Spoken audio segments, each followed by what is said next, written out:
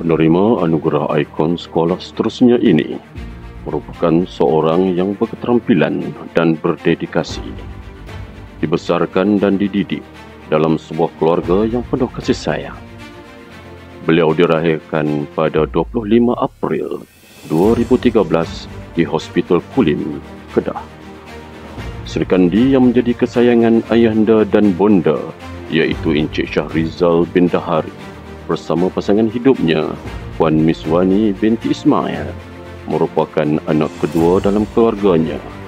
Beliau gemar bermain badminton pada masa lapangnya serta bercita-cita besar untuk menjadi seorang polis apabila dewasa kelak. Beliau dipertanggungjawabkan menggalas beberapa jawatan penting di sekolah.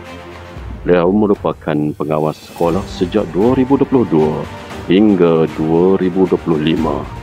Selama 4 tahun, beliau diamanahkan untuk menyandang jawatan ini dengan penuh dedikasi. Justru beliau telah dilantik untuk memikul tanggungjawab sebagai ketua murid.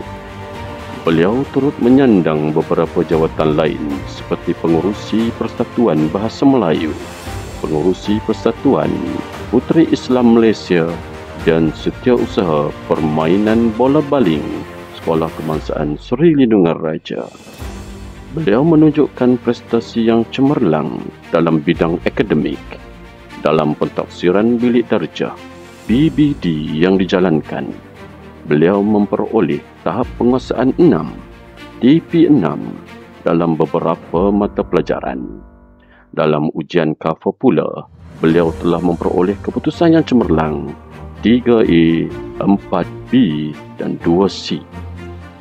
Dari segi kokurikulum pula, beliau merupakan murid yang aktif dalam sukan bola jaring, bola baling, badminton, olahraga dan telah mewakili sekolah ke peringkat daerah Kulim Bandar Baharu.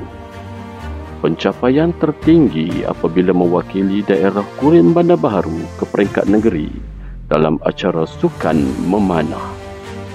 Atas ketokohan dalam bidang sukan, beliau diberi kepercayaan menggalas jawatan Timbalan Ketua Rumah Kuning atau lebih sinonim dengan Syah Bandar.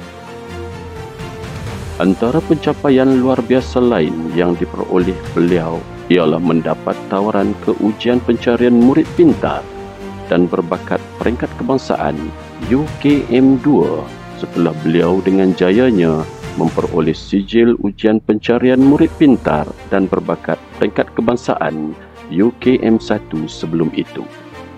Ketokohan, kewibawaan dan suri teladan Sri Kandi ini menyebabkan panel pemilihan Madani sebulat suara menabalkan beliau sebagai tokoh anugerah ikon sekolah Sekolah Kebangsaan Seri Lindungan Raja bagi tahun 2025. Maka, dengan ini murid yang dimaksudkan sebagai penerima anugerah ikon sekolah Sekolah Kebangsaan Seri Lindungan Raja 2025 dianugerahkan kepada Nur Syamimi Damia binti Syahrizal. Dipersilakan waris ibu bapa Nur Syamimi Damia binti Syahrizal ke pentas untuk sama-sama menerima anugerah ikon sekolah ini.